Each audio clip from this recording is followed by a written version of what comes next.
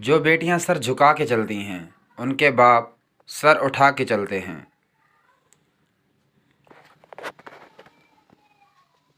چار بیویوں پہ راضی یہ لوگ چار بیٹیوں پہ رونے لگ جاتے ہیں۔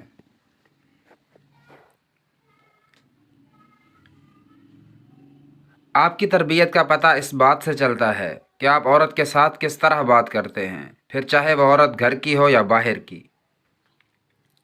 جذبات کے معاملے میں عورت کمزور ہوتی ہے اور کمزور سے ضد لگانا، مقابلہ کرنا، اس کو نیچا دکھانا غیرت مند مرد کو زیب نہیں دیتا۔ بیٹیاں بیٹے نہیں بن سکتیں، مگر بیٹیاں وہ بن سکتی ہیں جو بیٹے بننے کا سوچ بھی نہیں سکتے۔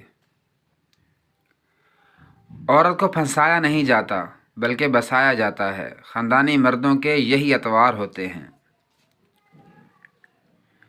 ہر لڑکی بے وفا نہیں ہوتی، بیٹی ہونے کا فرض بھی نبھانا ہوتا ہے۔ اپنی بہن بیٹی کو دوپٹہ اوڑھنے کی عادت ڈالیں، گھر میں کبھی بے برکتی اور بے حیائی نہیں آئے گی۔ حیا اور شرم ان کا پردہ، ان کی زینت ہے۔ دوپٹے کے بنا لڑکی اچھی نہیں لگتی۔ بیٹیاں وہ خوبصورت بوجھ ہیں جو اللہ پاک صرف خوش نصیبوں سے اٹھواتے ہیں۔